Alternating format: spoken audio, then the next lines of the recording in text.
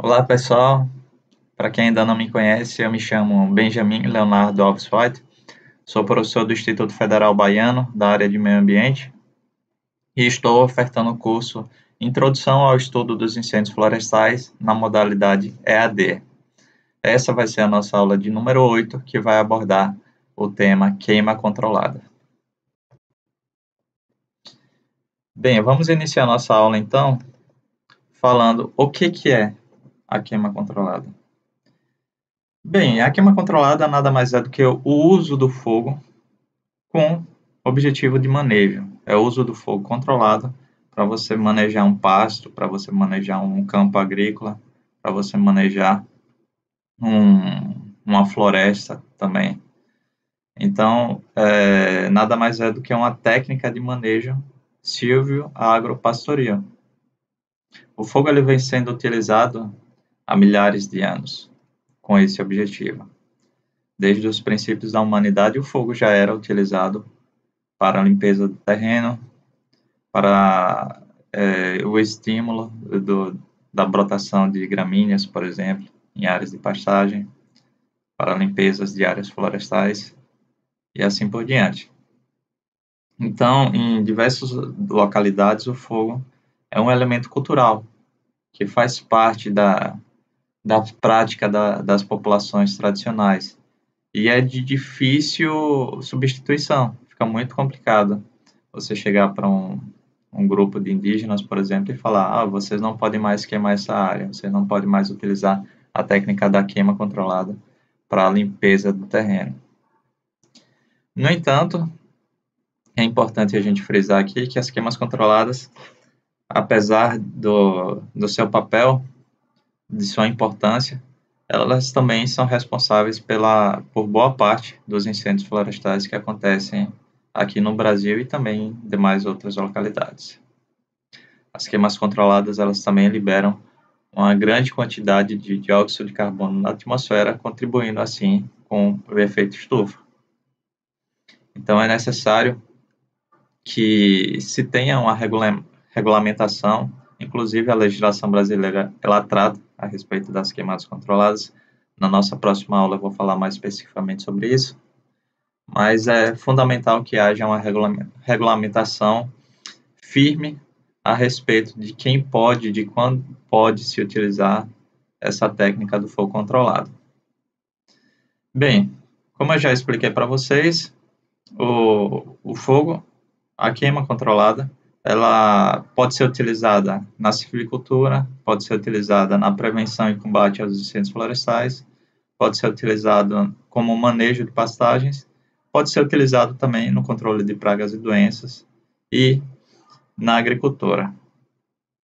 Com relação ao seu uso na silvicultura, pesquisa envolvendo a espécie de pinos, o Pinus taeda, no sudoeste dos Estados Unidos, mostraram que em áreas não queimadas se necessita o dobro de sementes do que se necessita em áreas queimadas para se obter o mesmo número de plântulas. Então, olha só que interessante. O fogo está relacionado com a germinação, não só nessas florestas de pinos, mas também no Cerrado brasileiro. Diversas espécies, elas estão adaptadas à ocorrência de fogo e elas germinam apenas após a passagem do fogo. Então, no Cerrado brasileiro, o fogo é um elemento natural, que, inclusive, diversas espécies estão adaptadas à sua ocorrência. Então, se você extingue 100% completamente o fogo no Cerrado brasileiro, você vai você vai ocasionar a extinção de determinadas espécies que estão justamente adaptadas a essa ocorrência desse fogo em intervalos específicos. O fogo na silvicultura também está associado a atividades de colheita. O fogo é um instrumento essencial nos métodos de colheitas de alguns coníferas, por exemplo. Nesses povoamentos, grandes volumes de resíduos, eles costumam permanecer mesmo após a exploração, o que aumenta o risco de ocorrência de incêndios florestais e também acaba dificultando a regeneração natural. Então, a queima desses resíduos, ela pode favorecer essa limpeza desse terreno, a regeneração natural e acabar diminuindo o risco de ocorrência de incêndios florestais de grande porte. Além disso, a queima do subbosque ela também facilita o trânsito de pessoas e máquinas que trabalham na derrubada das árvores. Não só em áreas de silvicultura, mas também em áreas de plantação de cana-de-açúcar, por exemplo. O fogo ele facilita bastante o fluxo de pessoas e de equipamentos dentro dessas plantações, facilitando assim a colheita. O fogo ele também é utilizado no controle de espécies indesejadas. Quando, por exemplo, você tem uma espécie que ela é mais resistente ao fogo e você tem outras espécies que são mais sensíveis. Então, quando você utiliza essa queimada, você pode eliminar essas espécies indesejadas, caso elas sejam mais sensíveis, e mantendo assim aquelas espécies que você precisa preservar, que são mais resistentes ao fogo. O uso do fogo controlado também é comum na prevenção e combate aos incêndios florestais. Diversos países, Estados Unidos, Canadá, Austrália, Portugal, eles gastam milhões de dólares todos os anos, né, com essas atividades, com essa realização dessas queimas prescritas. São chamadas de queimas prescritas porque alguém prescreveu essa queima para a redução de material combustível. Então, geralmente, a gente escuta muito esse termo prescribed burn, utilizado às vezes, inclusive, como sinônimo de control burn, queimada controlada. Mas eles variam muito pouco, né? São termos bem parecidos, mas tem uma pequena variação, justamente em função do fato dessas queimadas prescritas, elas serem justamente prescrevidas por algum técnico responsável no manejo desse material combustível. Essas queimadas prescritas, geralmente são realizadas a fim de se reduzir a quantidade de material combustível e, consequentemente, reduzindo o risco de ocorrência de incêndios florestais. Uma curiosidade, um dado interessante, é que em 2017 os Estados Unidos eles gastaram cerca de 2 bilhões em atividades de prevenção de incêndios florestais, ou seja, na realização dessas queimadas controladas, dessas queimadas prescritas, para justamente reduzir essa quantidade de material combustível e, consequentemente, o risco de ocorrência de incêndios florestais. No entanto, no ano seguinte, em 2018, o custo dos desastres causados pelos incêndios florestais nos Estados Unidos foi de quanto? Você tem ideia? 91 bilhões. Então, eles gastaram apenas 2 bilhões em atividades de prevenção. No entanto, no ano seguinte, eles tiveram que gastar 91 bilhões. Tiveram prejuízos de 91 bilhões relacionados aos danos causados por incêndios florestais. Então, mesmo sendo um dos países que mais investe nessas atividades de prevenção, nessas queimas controladas para a redução de material combustível, Estados Unidos e Austrália são os países que mais investem, ainda assim eles enfrentam um grande problema. Então é fundamental, não tem para onde fugir. A atividade de prevenção, você gasta bem menos dinheiro do que a atividade de combate e do que no reparo, nas atividades de reconstrução, de reparo dos danos. Então esse é o único caminho. No Brasil, essa atividade ainda é muito recente. Até pouco tempo atrás, tanto o IBAMA, o Preve Fogo, eles buscavam apenas o combate dos incêndios florestais. Hoje em dia, eles estão adotando mais uma estratégia voltada à prevenção, e inclusive estão começando a realizar queimas controladas para a redução de material combustível. Em determinadas localidades em que a quantidade de material é muito alta, em que o risco de ocorrência de incêndio é elevado, eles estão realizando algumas queimas controladas visando a redução desse material e, consequentemente, a redução do risco de ocorrência de incêndio.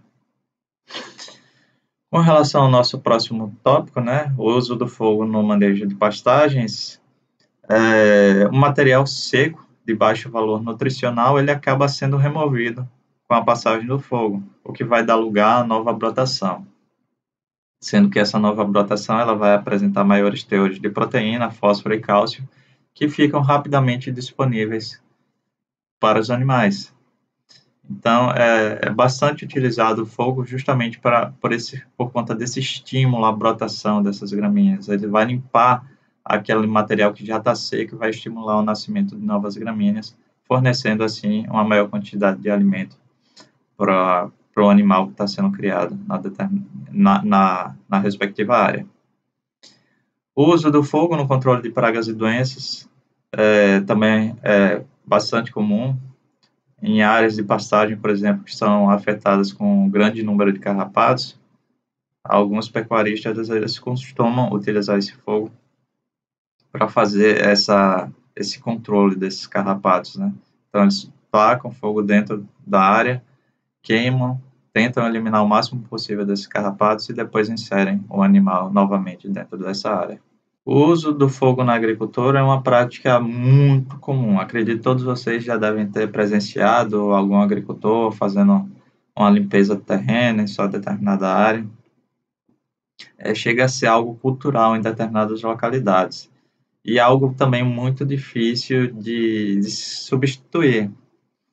As pessoas geralmente antes de plantar um milho, de plantar seu feijão, elas vão lá, fazem essa queima na área, essa limpeza dessa área, que vai usar o fogo para justamente remover as ervas daninhas, remover a vegetação arbustiva e disponibilizar a quantidade de nutrientes, já que após a passagem do fogo, uma grande quantidade de nutrientes ela fica disponível no solo para justamente essas sementes serem plantadas e brotarem e utilizarem esses nutrientes.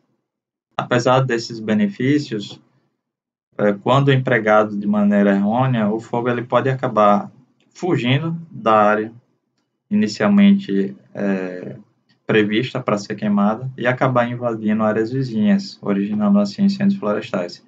Então, nós temos diversos agricultores, pecuaristas também, que possuem sua fazendinha, seu sítio, bem próximo de alguma unidade de conservação, e quando eles fazem essa queimada de maneira equivocada, o fogo acaba invadindo áreas de conservação e gerando danos para a biodiversidade, gerando a mortalidade de algumas espécies. Então, esse aí que mora o problema. A gente vai dar continuidade agora falando sobre os tipos de queima. Então, existem diversas técnicas diferentes. Nós temos queima contra o vento, a favor do vento, em anel, central, e a gente vai falar um pouquinho mais sobre cada uma dessas técnicas e como elas podem, quais são os benefícios, quais são as desvantagens de cada uma delas e como elas podem ser utilizadas no manejo de determinadas áreas. Vamos começar falando sobre a queima contra o vento. A queima contra o vento é a mais simples e segura técnica de queima controlada. Então, por isso que eu preferi começar falando logo dela aqui, pelo fato dela ser a mais simples e também a mais segura. Ela também vai ser a menos poluidora e as suas temperaturas elas vão ser menores do que as demais técnicas. Por quê? Porque justamente durante a queima contra o vento, a intensidade do fogo ela é mais reduzida, porque o fogo está se propagando no sentido contrário ao sentido do vento, e por isso essa intensidade vai ser mais baixa. Dentre as desvantagens, nós temos o tempo consumido na operação, já que o fogo ele vai ter uma menor intensidade, então ele vai se propagar numa velocidade mais devagar, consequentemente o tempo para se queimar uma área contra o vento, esse tempo vai ser bem maior. E também é necessário que o vento eles tenha um sentido constante, né? E caso aconteça uma alteração no sentido do vento, pode se tornar uma queima a favor do vento, e aí já muda totalmente essa questão aqui. Ela já vai se propagar bem mais rápido e já vai oferecer bem mais risco. Tem um esquemazinho aqui, tentar explicar aqui para vocês entenderem como funciona essa técnica de queima contra o vento. Bem, vamos lá.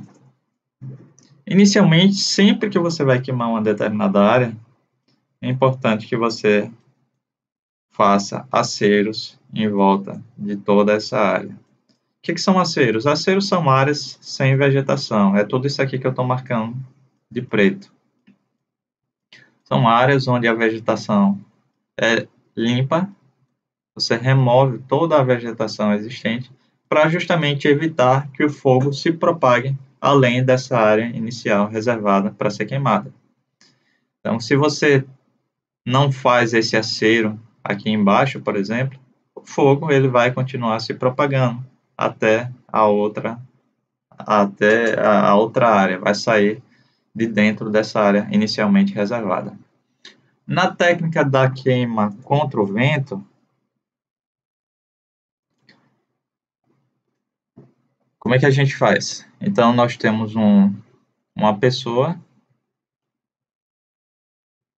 um boneco, vou botar aqui um bonequinho, tentar desenhar.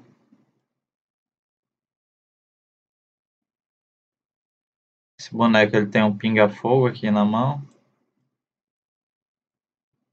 e ele percorre essa linha inicial aqui, vermelho. Ele vai percorrendo essa linha inicial e faz uma linha inicial de fogo. Então, o fogo ele não vai conseguir se propagar para cima nesse sentido aqui. Por quê? Porque nós não temos mais vegetação aqui, não tem nada para queimar.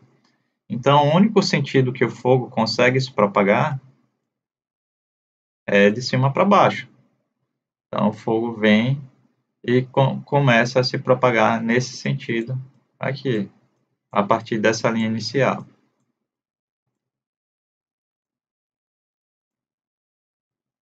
O que acontece? Como o vento está aqui de baixo para cima, consequentemente, esse fogo ele vai se propagar numa velocidade muito lenta, porque ele está se propagando no sentido contrário ao vento. O vento está soprando aqui de baixo para cima, mas o fogo está se propagando de cima para baixo. Então, o fogo ele vai consumindo devagarzinho, com baixa intensidade. E depois que você faz essa primeira linha, você vem para cá.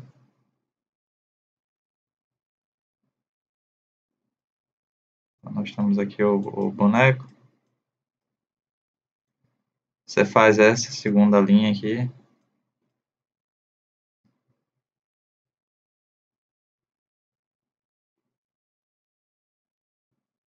Essa segunda linha.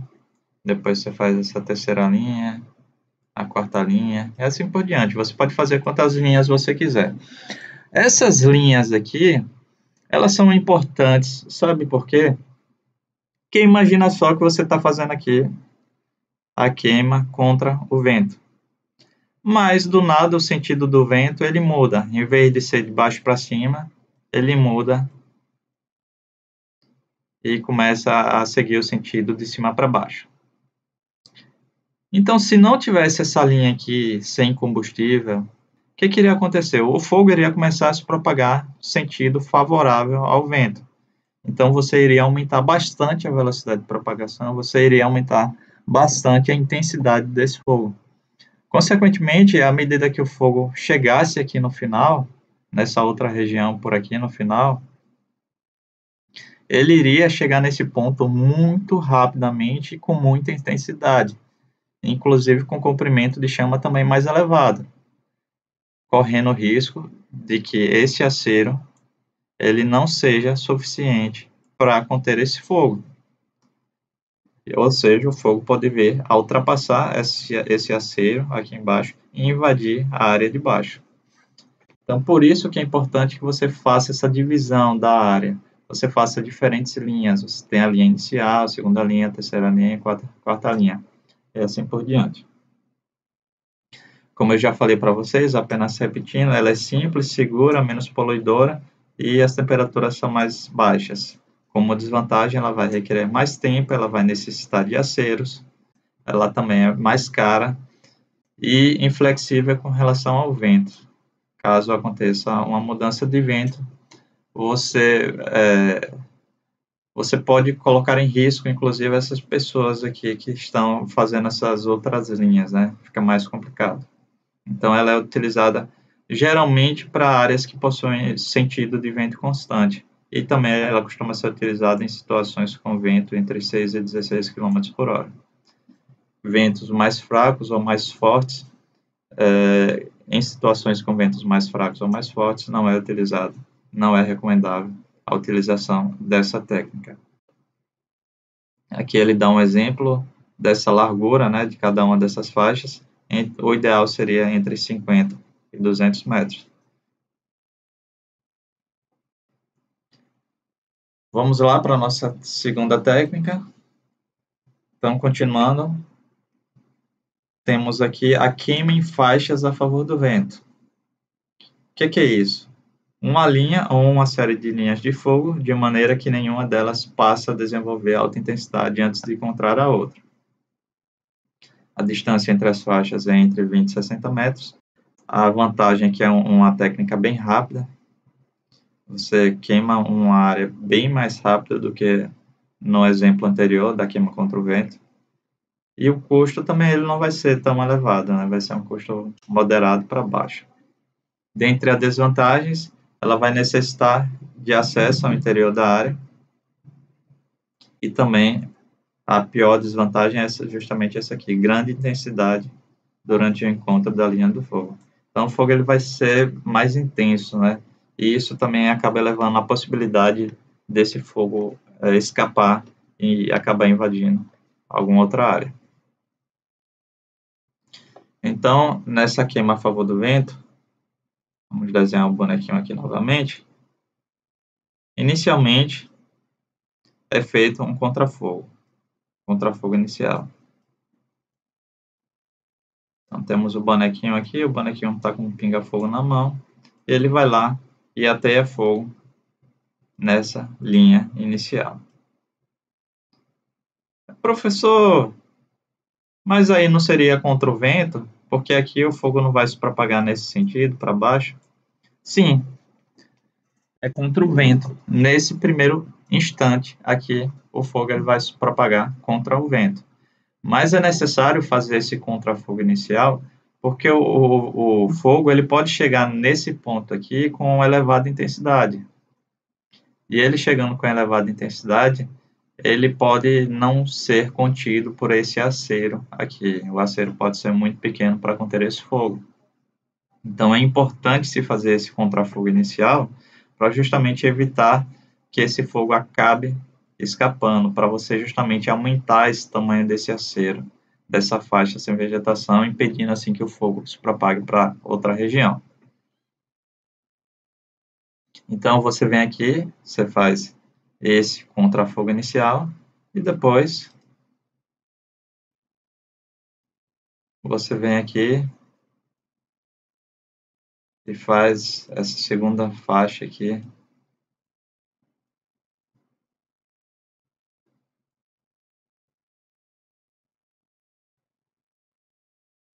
Essa segunda faixa aqui, depois faz essa terceira faixa aqui, depois a quarta faixa, depois a quinta faixa.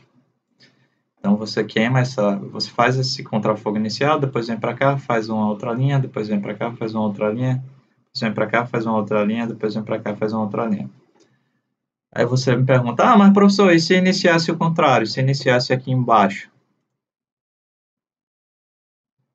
Se o carinha fosse aqui embaixo e iniciasse o fogo aqui, nessa linha aqui de baixo, e depois subisse e viesse aqui iniciar essa segunda linha. Aí é uma situação de perigo elevadíssimo, de risco de vida. Por quê? Porque ele vai lá, faz essa linha aqui, e enquanto ele sobe para fazer essa outra segunda linha, o fogo já está se propagando nesse sentido aqui. O fogo já está avançando, o fogo já está avançando, já está avançando. Aí pode acontecer de quando você está fazendo essa segunda linha aqui, o fogo já pegar você nesse ponto aqui e você não acabar tendo escapatória, você acabar se queimando, acaba sendo queimado por esse fogo aqui. Então, por isso que o sentido é esse aqui, você faz o contrafogo inicial, depois faz essa primeira faixa, depois a segunda, terceira, quarta, e assim por diante. Técnica de queima de flanco. Nesse caso, o fogo ele é colocado simultaneamente ao longo de linhas paralelas. Em ambos os casos mostrados anteriormente, as linhas eram perpendiculares. Nesse caso aqui, são linhas paralelas ao vento e se propaga perpendicularmente à sua direção. Você consegue dobrar a velocidade de propagação com relação à queima contra o vento. No entanto, ela ainda é bem mais lenta do que a queima a favor do vento. A desvantagem é que é necessário muita habilidade. É importante que tenha também uma perfeita coordenação de tempo e espaço. É mais difícil de se utilizar esse tipo de queima, essa técnica de queima.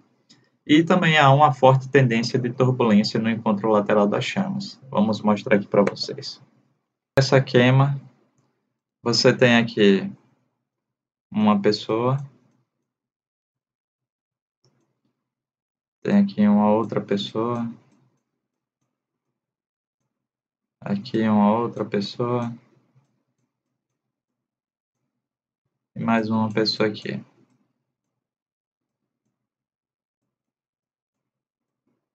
Nossa, como eu desenho ruim. Digamos que temos 4 pessoas aqui. Cada uma dessas pessoas aqui está carregando um pinga-fogo, e elas vão seguir esse sentido aqui, com esse pinga-fogo. Elas vão descendo, descendo, formando essa linha aqui, até o final. Mesma coisa aqui, mesma coisa aqui, mesma coisa aqui. E vai se propagando de uma maneira mais rápida do que na queima contra o vento, porém de uma maneira mais lenta do que a queima a favor do vento, até o momento em que há esse encontro aqui da chama dessa linha com a chama dessa linha desse fogo. Nesse momento de encontro é justamente quando são verificadas as maiores intensidades, né?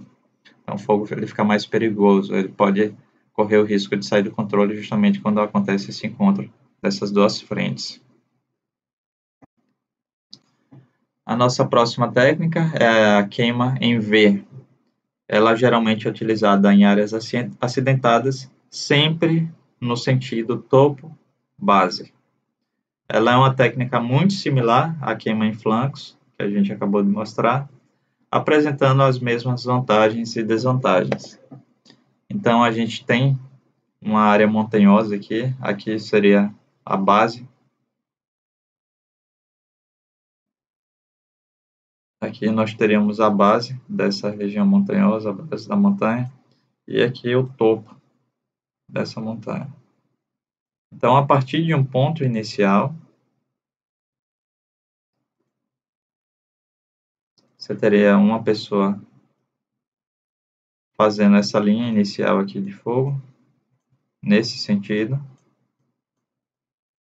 Você tem uma outra pessoa aqui fazendo essa linha contrária aqui do fogo, nesse sentido. E você vai ter uma outra pessoa fazendo também essa outra linha aqui de fogo, nesse sentido aqui. E assim por diante. Nessa outra linha também, nessa outra linha também. Então, você inicia, você tem um ponto inicial, e a partir desse ponto, cada uma dessas pessoas elas vão seguindo uma direção, sempre de cima para baixo.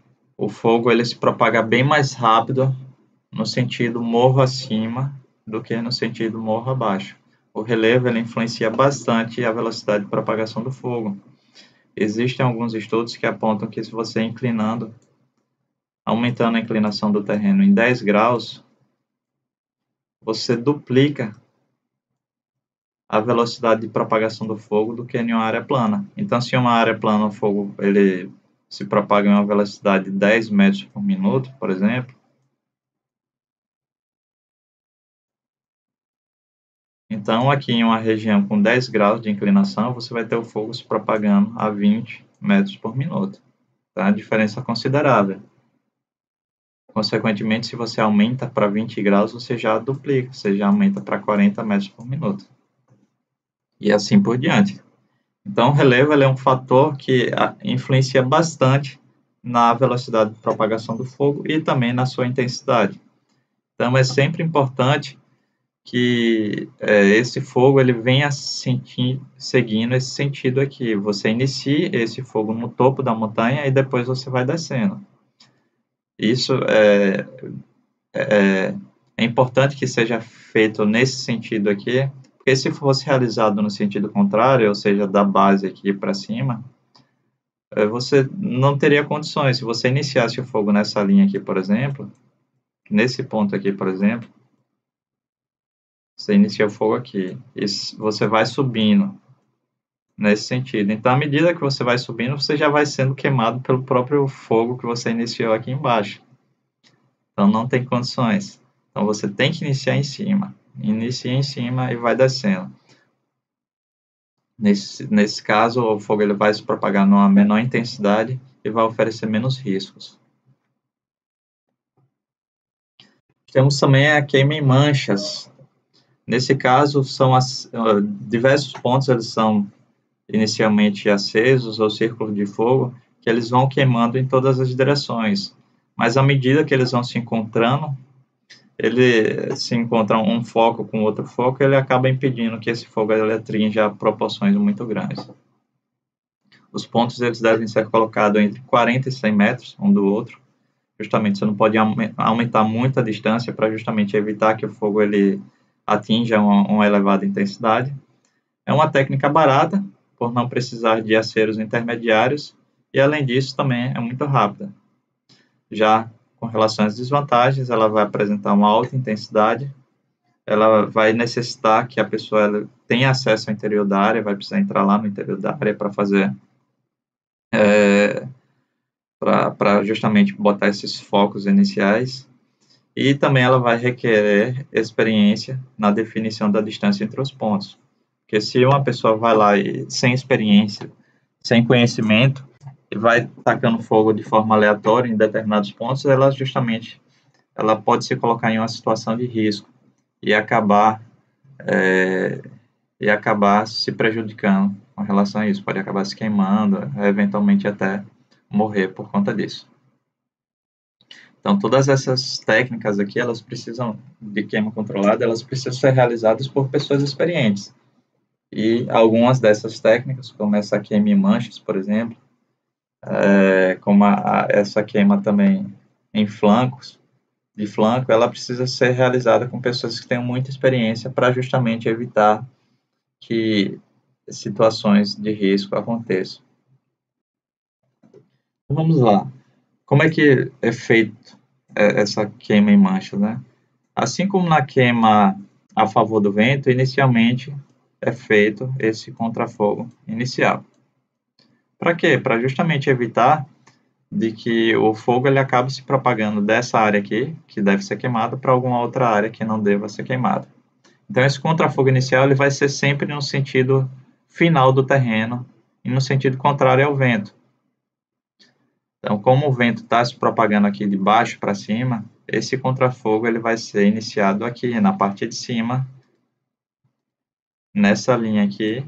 Então, se inicia esse contrafogo inicial e esse fogo ele vai se propagando nesse sentido aqui para baixo, de maneira lenta, obviamente, porque ele está no sentido contra o vento. Então, após esse contrafogo inicial, a pessoa vai lá e monta, faz um ponto aqui, depois vem e faz outro ponto aqui, faz outro ponto aqui, e depois vem descendo. Então, depois faz outro ponto aqui embaixo, e depois desce de novo e faz outro ponto aqui embaixo. Mais uma vez, por que eu não posso fazer esse contrafogo inicial aqui, e depois eu venho e inicio aqui, faço esse ponto aqui, depois esse ponto aqui, depois esse ponto aqui, depois subo para esse ponto. Por que não? Porque se você fizer dessa maneira, se você faz esse contrafogo inicial, depois você vem para cá, para baixo, e faz esse ponto aqui, quando você for subir para fazer esses pontos mais para cima, o fogo ele já vai estar bem próximo dessa outra área. Então, você vai se colocar em uma situação de risco. Por quê? Porque aqui o fogo ele vai estar se propagando a favor do vento. O vento está nesse sentido aqui, então o fogo ele vai estar se propagando nesse sentido. Então, se você sai desse ponto aqui para depois vir para esse ponto aqui, você se coloca em uma localização muito inapropriada, que oferece um elevado risco à saúde, tanto pela inalação da fumaça, quanto também pelo risco de queimadura. E nossa última técnica de queima que eu vou falar com vocês é a queima central em anel. Ela é uma queima em formato circular que consome material de fora para dentro. O fogo ele não se propaga com muita intensidade em direção aos limites externos, mas sim para o interior. Então, nas bordas, você vai ter um fogo de baixa intensidade, mas no interior desse círculo o fogo vai ter uma elevada intensidade. Ela é uma técnica que é utilizada quando se necessita de alta intensidade do fogo. Como desvantagem, nós temos a violenta coluna de convecção, que pode lançar fagulhas a grande distância, e já que o fogo ele vai ser muito intenso no interior dessa área, então ele gera uma grande coluna de convecção. Crestamento das árvores, né? Inevitavelmente, quanto maior a intensidade do fogo, maior vai ser esse crestamento dessas árvores, podendo ocasionalmente levar à morte dessas árvores. E além disso, do meu ponto de vista, a maior desvantagem é que os animais eles não têm para onde fugir, eles acabam sendo cercados e acabam todos morrendo no interior dessa área queimada. Então, como é que funciona, né? Inicialmente, temos uma pessoa, minha caneta azul,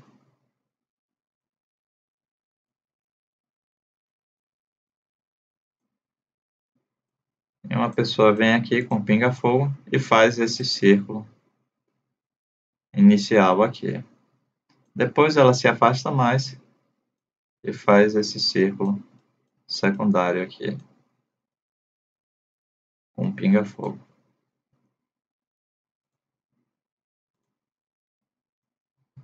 Começa fazendo esse círculo aqui, secundário. Então, como é que vai acontecer a propagação desse fogo? O fogo ele vai se propagar nesse sentido aqui, com maior intensidade.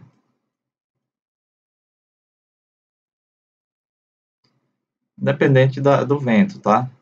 Se o vento estiver nesse sentido aqui, por exemplo, de baixo para cima, tá certo que nessa área aqui, nessa frente aqui de cima, o fogo ele vai se propagar com a maior intensidade para cá, nesse sentido aqui para cima. Só que você já tem um acero aqui, então ele não consegue se desenvolver muito bem nesse sentido. Por quê? Porque você tem um acero, então ele vai consumir rapidamente essa vegetação aqui, mas não vai ter mais para onde ir. Então ele fica restrito aqui. Já essa parte de baixo aqui, ela vai se propagar com elevada velocidade de propagação, elevada intensidade, seguindo esse centro aqui. Então, essas áreas externas, elas vão se propagar de maneira mais lenta, justamente em função da pequena disponibilidade de material. A maior parte do material vai estar no interior dessa área. A quantidade de material disponível nas bordas vai ser relativamente pequena e acaba fazendo com que, independente do sentido de propagação do vento, esse material ele queime com mais intensidade no interior desse círculo. No entanto, é importante também, embora não esteja representado aqui nessa imagem, é muito importante que você saiba qual que é o sentido o sentido do vento antes de você iniciar, antes de você fazer esse círculo inicial aqui. Porque, por exemplo, imagina nesse exemplo aqui que eu dei, que o fogo está aqui, de baixo para cima. E a pessoa, ela inicia aqui também, de baixo para cima, ela inicia aqui, nessa parte de baixo, e ela vem subindo aqui, fazendo essa linha desse fogo. Então, ela vai se colocar em uma área de risco. Por quê? Porque o fogo está se propagando aqui para cima. Então, à medida que ele vai fazendo esse fogo aqui, esse fogo também já vai invadindo, já vai subindo, vai estar jogando a fumaça aqui nessa região. Então, quando você chega nesse ponto aqui, pode acontecer do fogo já estar consumindo aí, pode acontecer de ter muita fumaça aqui. Então, nesse caso aqui, você vai ter que iniciar por aqui por cima. Nesse fogo, com o vento nesse sentido aqui de baixo para cima, você vai ter que começar aqui em cima. Então, você vem com seu pinga-fogo e vai descendo, esse sentido aqui. Aí a fumaça ela vai estar sendo arrastada para cima e você vai estar em uma localização que não ofereça risco, mais segura. Então, você vem caminhando e forma esse círculo aqui. Você pode fazer um círculo, pode fazer 2 círculos, pode fazer 3 círculos. Lembrando que sempre você faz primeiro o círculo inicial, aqui no interior da área, e depois você vai fazendo os outros maiores. Sempre de dentro para fora, e não de fora para dentro. Se você for iniciar o círculo aqui de fora e depois vir para cá para o interior, você está ferrado. Você vai morrer queimado, não, você não vai ter para onde fugir. E esse é justamente o maior problema dessa técnica. Por quê? Porque você faz um círculo total aqui, e nesse círculo você não tem as pessoas não, os animais aqui no interior dessa área, elas não têm para onde fugir. Está tudo cercado. Então, todos os animais que estão aqui nesse interior, inevitavelmente, vão acabar morrendo. Então, esse é o tipo essa técnica de queima controlada que tem a maior taxa de mortalidade com relação à fauna. E, além disso, ela atinge, quando o fogo chega nessa parte central aqui, esse fogo ele tem uma intensidade muito alta, um calor muito elevado, impossibilitando, assim, a sobrevivência desses animais e também das árvores. Muitas árvores de grande porte, elas podem acabar morrendo em função dessa elevada intensidade e que vai ocasionar um crescimento dessas árvores, que pode vir a ocasionar também, inclusive, incêndio de copa, pode queimar a copa dessas árvores. Bem, então é basicamente isso aqui. Com relação a intervalos entre queimas, sempre que a gente vai fazer uma queima controlada em uma determinada área, é importante que a gente preste atenção em todos os aspectos relacionados aos aspectos meteorológicos, a quantidade de material combustível, também com relação ao intervalo entre os períodos de queima. Esse intervalo ele vai ser definido em função do objetivo do fogo controlado. Queimas em intervalos curtos anuais, por exemplo, essas queimas elas podem acabar contribuindo com a degradação do solo. No entanto, alguns estudos eles apontam que o intervalo entre 3 e 4 anos, os danos eles são mais baixos, não são tão altos assim. A área ela consegue se recuperar. Portanto, não é recomendável a realização de queimadas controladas em intervalos curtos de tempo. Mesmo sendo queimas de baixa intensidade, não acaba sendo recomendável, porque a longo prazo, não a curto, tá, gente? Mas a longo prazo, ela pode acabar causando a degradação do solo. Em curto prazo, você vai ter um aumento nos nutrientes no solo, você vai ter um aumento de nitrogênio, você vai ter um aumento de fósforo, você vai ter um aumento de potássio, você vai ter um aumento desses nutrientes essenciais ao desenvolvimento da planta. No entanto, em curto prazo. A longo prazo, não. A longo prazo, queimas realizadas em intervalos curtos de tempo, elas contribuem com a degradação do solo. Quais são as condições ideais para a realização de queimadas, né? Então, é importante que sempre que for fazer uma queima, você saiba qual que é a época do ano, se a época do ano ela propicia ou não para a realização da queima. Você não pode realizar uma queima no período pico de perigo de ocorrência de fogo, no período pico que a vegetação está mais seca. Por quê? Porque você acaba aumentando o risco de perder, você acaba aumentando a probabilidade de que esse fogo ele acabe perdendo o controle, que acabe invadindo outras áreas, porque vai ser um fogo mais intenso. Então, é importante que você realize em uma época do ano que as condições não são tão secas, a vegetação não está tão seca, mas também ela não está tão úmida, porque se ela estiver muito úmida, ela não vai conseguir queimar com eficiência. Então, é necessário esse meio termo.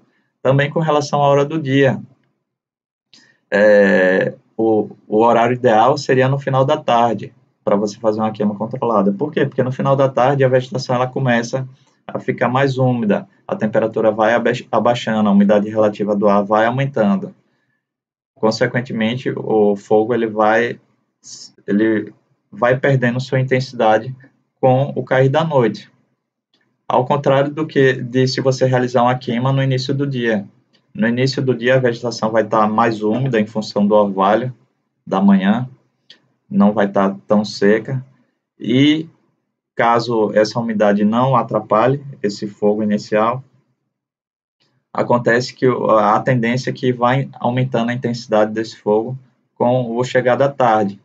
Então, meio-dia, 1 hora da tarde, 2, 3 horas da tarde, a temperatura vai aumentando, a umidade relativa do ar vai caindo, e esse fogo ele vai atingindo maiores proporções, justamente em função das condições meteorológicas. Então, como eu falei para você, é importante verificar a época do ano, é importante verificar a hora do dia, o grau de perigo. Então, vocês lembram daqueles índices que eu falei com vocês na nossa aula 5, se eu não me engano, eu acho que foi a aula 5. Então, existem diversos índices de perigo de ocorrência de incêndio florestal, e você não vai, obviamente, fazer uma queima controlada em um dia em que o perigo esteja extremo. Você vai fazendo em um dia que o perigo esteja moderado, não que o dia esteja em perigo extremo, né?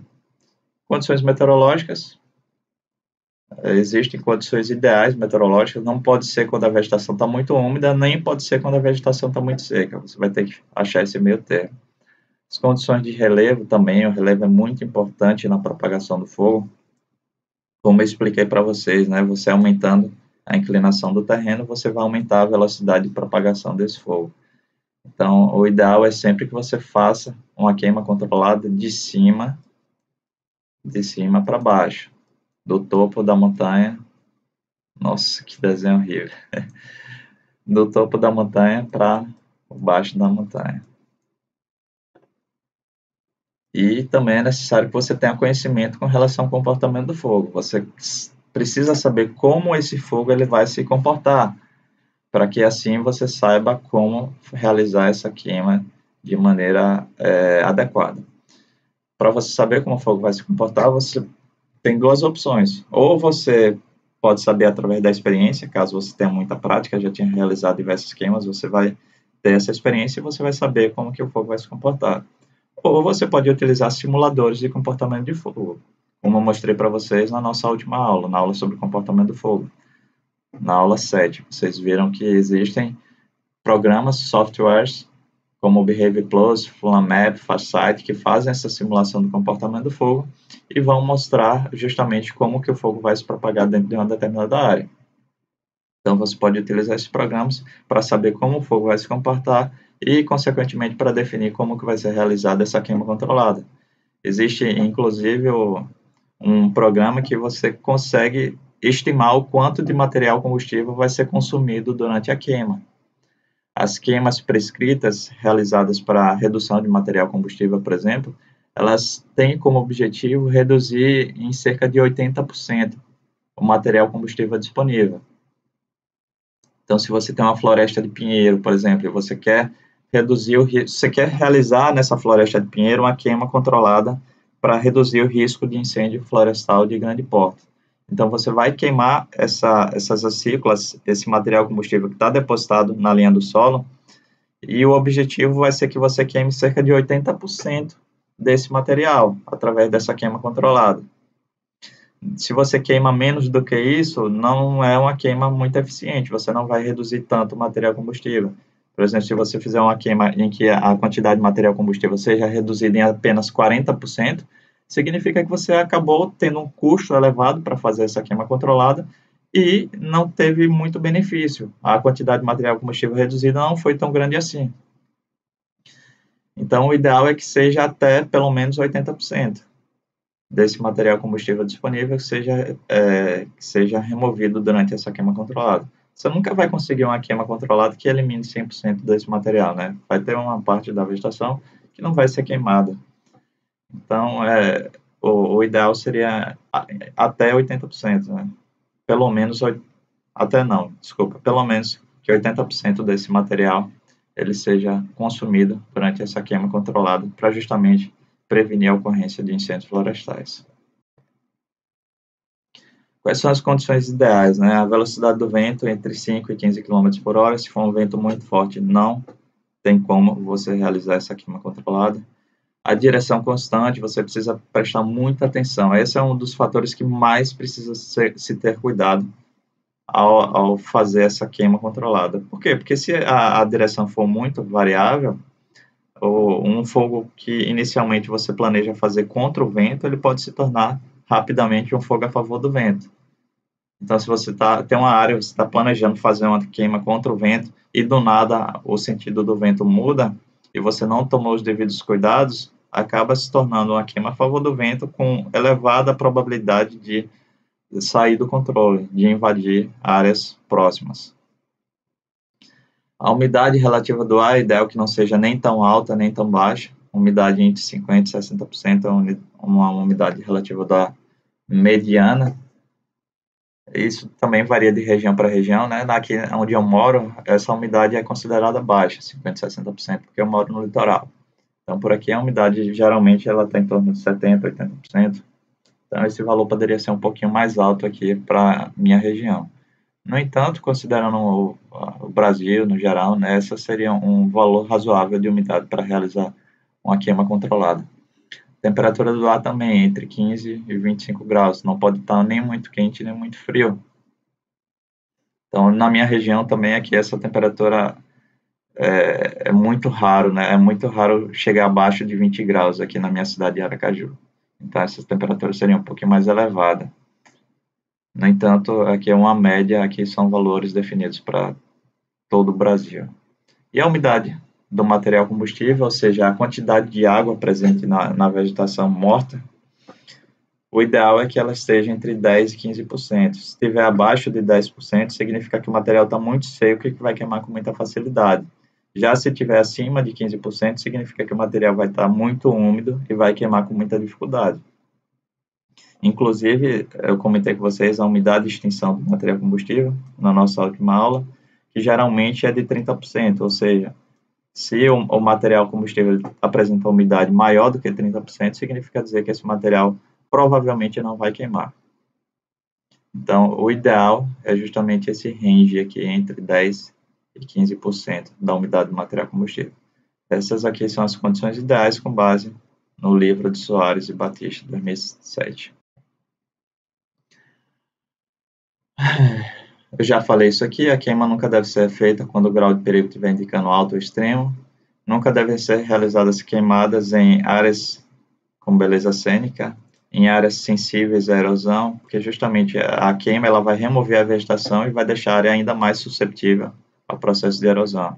Em áreas de mata ciliar, por ser uma vegetação sensível ao fogo, e também sempre evitar a realização de queimadas em áreas de refúgio de espécies faunísticas ou de plantas sensíveis ao fogo. Plantas sensíveis ao fogo, eu acabei de falar, faltou falar apenas dessas espécies aqui, já que se você queimar uma área, você está oferecendo risco para que essa população dessa espécie da fauna acabe morrendo em função da fumaça e também do calor gerado pelas chamas.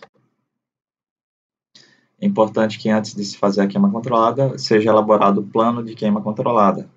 Nesse plano, você vai precisar descrever a localização, os objetivos da queima, as condições climáticas, qual que vai ser a técnica de queima aplicada, e também vai precisar descrever como que vai ser feita a vigilância, o controle e o rescaldo desse fogo. Além de tudo, ao final você faz uma avaliação a respeito da eficiência ou não dessa queima controlada. Eu tenho aqui alguns vídeos, vou mostrar rapidamente aqui, já que a nossa aula está terminando.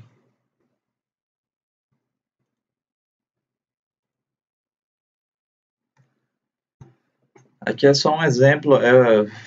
Durante meu mestrado, durante meu doutorado, eu fiz diversas queimas controladas, a gente fez diversos experimentos. Aqui é só um exemplo de uma queima que a gente fez circular, ou seja, que o material ele vai sendo consumido de fora para dentro. A gente faz esse círculo aqui e depois o fogo ele chega dentro dessa área central. Deixa eu ver o que mais tem aqui. Aqui só um outro exemplo de uma queima que a gente fez a favor do vento. Então, nós fizemos essa faixa aqui inicial, se bem que essa faixa ela não se propagou muito bem. Temos aqui essa outra segunda faixa. Na verdade, a faixa inicial, primeiro a gente faz essa faixa aqui do meio, depois a gente fez essa outra faixa. Tá?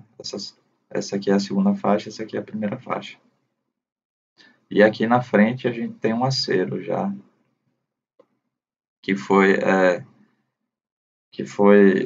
feito para justamente evitar que esse fogo se propague para essa outra área. Como foi uma área muito pequena, essa aqui acho que é 15 metros, se eu não me engano, 15, 20 metros, a gente não fez o contrafogo inicial. Porque o acero ele era grande o suficiente para impedir que esse fogo se propagasse para a área seguinte. Deixa eu adiantar aqui para ver se eu tenho um resultado aqui final. Pronto, aqui é o resultado final, a gente conseguiu queimar bem a área.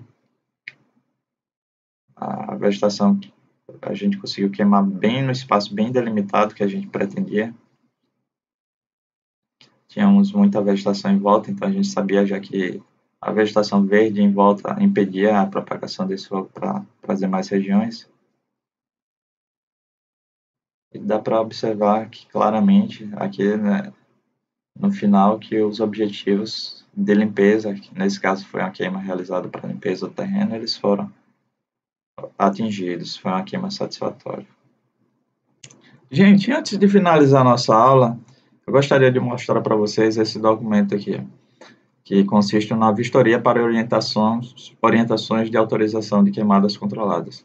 Então, a partir do momento que o agricultor, o pecuarista, ele vai solicitar a realização de uma queimada controlada, vai um técnico lá na área e vai justamente fazer essa vistoria aqui e vai preencher todos os dados necessários para que possa ser avaliada a possibilidade ou não da realização dessa queima controlada. Então, nesse termo aqui, você vai constar a data, o horário, o nome do proprietário da área, endereço, nome da propriedade, município, a área da propriedade, a área de reserva legal averbada, sim ou não, e a queima é agrícola, no caso, resto de cultura, pasto, cana-de-açúcar, restos, queima florestal, resto de explorações, espécies prejudicadas, manutenção de aceros, ou seja, qual que é o tipo de queima que você vai utilizar, né? O tipo de vegetação, a altura da vegetação, a altura do material a ser queimado, a altura da vegetação na borda do acero, isso é muito importante para justamente saber se o acero vai ser eficiente ou não no controle desse fogo, a distância da altura máxima até o acero, tamanho do acero, se o acero é totalmente sem vegetação ou não, há necessidade da queimada de expansão para aumentar esse tamanho do acero, há existência de áreas de escape junto ao acero, material denso junto aos aceros, então é necessário saber também se próximo dos aceros o material está denso ou não está tão denso, e isso vai acabar influenciando na forma que o fogo vai se propagar. A locomoção dentro da área é boa, ruim, irregular. Locomoção na área de escape boa, ruim ou regular. O material seco queimado, ele está seco, úmido, suculento, vivo, morto. Como é que ele vai estar? E isso aqui vai influenciar diretamente na forma que o fogo vai se propagar. Se o material está compacto, sim ou não, também influencia na forma que o fogo vai se propagar. Qual que é a espessura desse material? Quanto maior a espessura do material, maior vai ser a intensidade desse fogo. O fogo vai queimar com mais facilidade. Se a continuidade, se o material é contínuo, tanto vertical quanto horizontal. No caso, vertical seria do solo até a copa das árvores. Então, se há continuidade vertical, muito provavelmente a copa das árvores vai acabar sendo queimada. A horizontal está relacionado à área. Então, se há continuidade horizontal, o fogo vai se propagar por toda a área. No entanto, se não tiver continuidade, pode ser que algumas áreas não venham a queimar. Há o risco dessa formação dessa coluna de convecção, sim ou não. Essa coluna de convecção, é importante saber se tem esse risco, porque justamente ela pode gerar fagulhas que podem acabar formando novos focos de incêndio. Alguns pontos a serem verificados: estradas, ferrovias, aeroportos, linha de transmissão de energia, alta e baixa, hospitais, indústrias, povoados, casas, matas, rios, matas de galeria, reservas legais, beleza cênica, aninhais, pastos, plantações no limite. Então, tudo isso você tem que anotar, tem que saber se há algum desses quesitos aqui nas proximidades. O material depositado no solo é muito regular, pouco, tofa. Quanto maior a quantidade de material, maior vai ser a intensidade desse fogo, né? Então, se for muito maior, se for grande a quantidade de material, provavelmente maiores cuidados vão ser necessários para evitar que esse fogo acabe se propagando para as demais áreas. Acerou toda a área de risco, sim ou não? Qual que é o tamanho e largura dos aceros? Com relação à topografia, qual que é a inclinação do terreno? A inclinação na beira do acero é plana, suave, inclinada, entre morros? Se for muito inclinado entre os aceros, é necessário que esse acero ele seja mais longo, tenha um maior, tenha uma largura maior, né? Para justamente evitar a propagação do fogo. Com relação a aspectos meteorológicos, é necessário saber a direção geral dos ventos, qual que é a direção na hora da vistoria, qual que é a intensidade do vento. Então, a pessoa que vai lá fazer a vistoria leva um anemômetro para medir justamente essa intensidade, essa velocidade desse vento. Qual que vai ser a recomendação, né? Vai ser uma queima frontal, queima circular, então, os diversos tipos de queima que eu mostrei para vocês, ele cita aqui. Qual que é o material que deve ser utilizado na queima? Ou seja, os materiais de controle, abafador, bomba postal, pipa, trator, pessoal, equipamentos agrícolas. Quais são os equipamentos que vão ser utilizados, que devem ser utilizados? Pode ser feito algum outro tipo de manejo economicamente viável, ou seja, caso possível, então deve ser realizado uma outra maneira de manejo dessa vegetação, evitando assim a realização da queimada. Existe lenha no local a ser aproveitada, ou que pode ser aproveitada? Quais são as coordenadas geográficas da área a ser queimada? Aqui tem um croquis da propriedade, faz o desenho. Aqui são algumas recomendações, né? O croquis deve ter largura dos aceros em todo o seu perímetro. Quando for desmate ou terreno com grande concentração de combustível pesado, deve-se orientar para que o material seja bem distribuído por toda a área. Conforme as características do terreno, dos combustíveis, vento e objetivo da queima, ouvir o produtor definir o melhor tipo de queima para o local, determinar onde se dará início da queima, iniciar sempre contra o vento, até que se tenha uma distância segura para posteriormente atear o fogo a favor do vento, verificando e deixando áreas de escape para a fauna. Então, essa aqui é uma recomendação, embora possa ser realizada, a área pode ser toda queimada contra o vento, não há nenhum impedimento com relação a isso.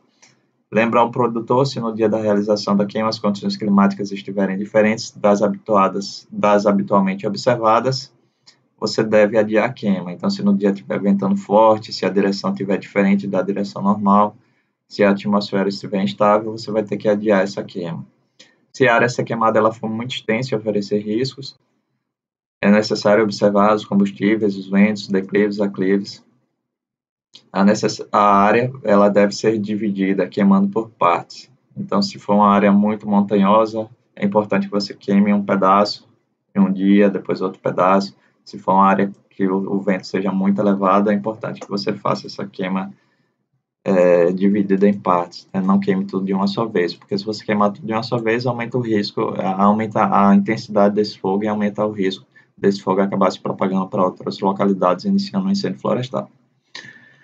Assim que se iniciar os trabalhos, posicionar pessoas com equipamentos e ferramentas disponíveis nos locais que oferecem maiores riscos do fogo ultrapassar os aceros e executar a queima sempre à tarde, após a secagem do combustível e início do resfriamento da atmosfera, mais ou menos após as 17 horas, aquilo que eu falei com vocês. Então, tem aqui a assinatura do técnico. Então, esse é um documento que é realizado na vistoria para orientação de autorização de queimadas controladas. Então, isso que eu queria mostrar para vocês. Então, finalizo nossa aula e na próxima semana a gente conversa um pouquinho mais sobre legislação.